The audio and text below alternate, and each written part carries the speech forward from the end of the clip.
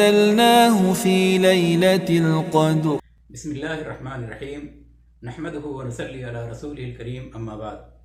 ناظرین کرام، رمضان کا آخری عشرہ سایہ پگن ہے، لہذا آج کے اس حلقے میں ہم اسی عشرے میں کی جانے والی ایک عظیم عبادت اعتکاف سے متعلق کچھ ضروری باتیں جانیں گے انشاءاللہ. رمضان کے اس آخری عشرے اور ان کی 10 راتوں کی بہت بڑی فضیلت ہے. اللہ کے رسول صلی اللہ علیہ وسلم ان راتوں میں جتنی عبادت کرتے تھے اتنی اور راتوں میں نہیں کرتے.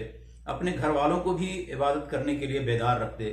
ان 10 راتوں میں سے ایک رات ایسی ہے جو 1000 مہینوں سے بھی افضل ہے. اور آپ جانتے ہیں کہ 1000 مہینے میں 83 سال بنتے ہیں، اور اس عمر کو بہت کم ہی لوگ پہنچتے ہیں. تو ذرا سوچیں کہ اس ایک رات کی عبادت 83 سالوں کی عبادت سے افضل ہو جاتی ہے.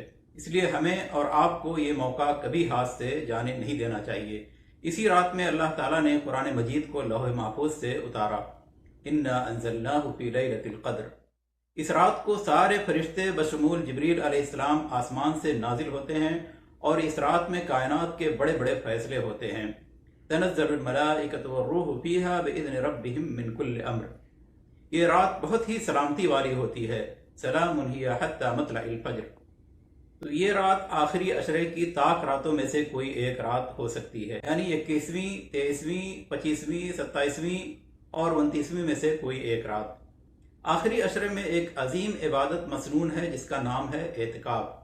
تو آئیے اس عبادت سے متعلق کچھ ضروری باتیں بہت ہی آسان اور مختصر انداز میں جان لیتے ہیں، تاکہ اس عبادت کو بحسن خوبی انجام دے سکیں اور کسی طرح کی کوئی غلطی یا کوتاہی نہ ہونے پائے. تو سب سے پہلے ہم یہ جانتے ہیں کہ اعتکاف کسے کہتے ہیں. اللہ کی قربت حاصل کرنے کی نیت سے مسجد میں ٹھہرنے کو اعتکاف کہتے ہیں. اور یہ عبادت دن میں بھی ہو سکتی ہے، رات میں بھی ہو سکتی ہے، ایک لمحہ کے لیے بھی ہو سکتی ہے. لیکن جو اعتکاف مسنون اور مستحب ہے اور جو ہمارے اس حلقے کا موضوع ہے، وہ ہے رمضان کی آخری 10 راتوں میں اعتکاف.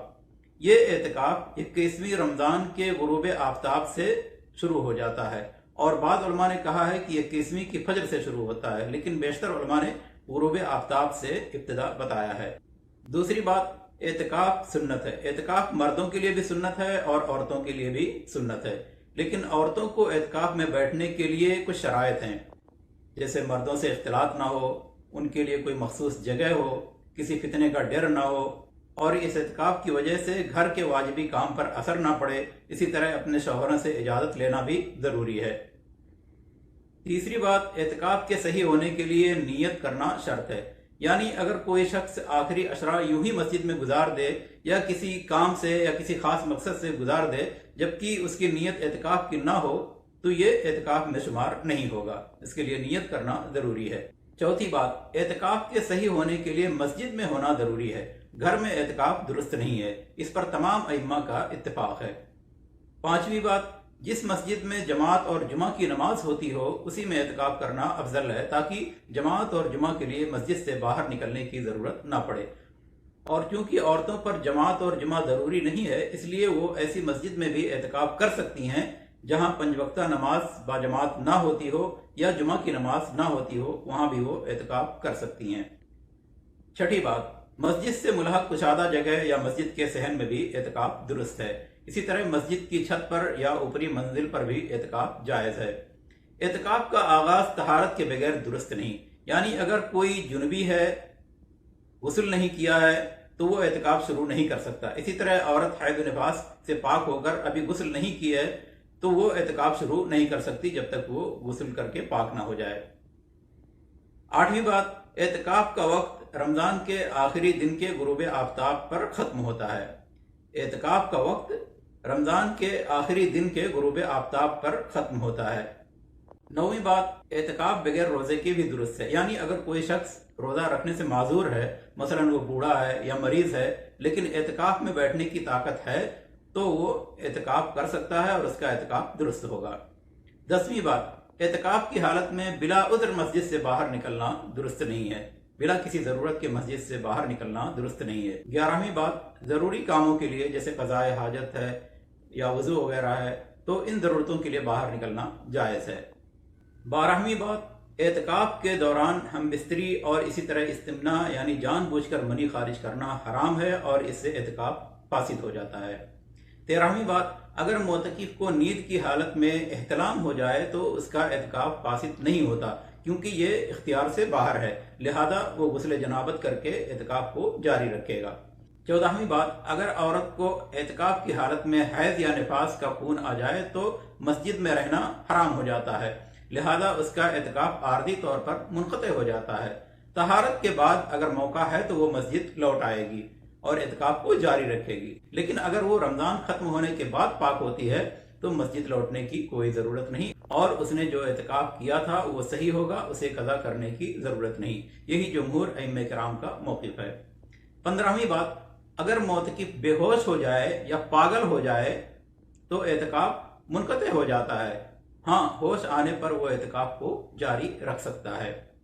16ویں بات، اعتکاف کی حالت میں گناہ کرنا، گناہ کبیرہ کرنا جیسے غیبت، چغلی اور جھوٹ وغیرہ، یہ اعتکاف کے مقصد کو مجروح کر دیتا ہے، ان سب سے بچنا چاہیے، لیکن اس سے اعتکاف فاسد نہیں ہوتا۔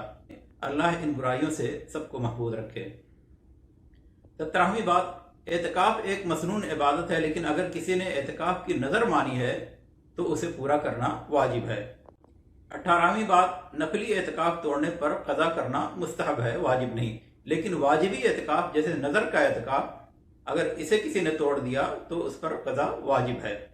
19ویں بات، نظر پوری کیے بغیر اگر کوئی شخص وفات پا جاتا ہے تو اس کی طرف سے اس کے ولی اور رشتہ دار کا اعتکاف پورا کرنا یہ مستحب ہے۔ 20ویں اور آخری بات، اعتکاف کی حالت میں تلاوت قرآن، ذکر و اذکار اور نوافل جیسی عبادات میں مشغول رہنا چاہیے۔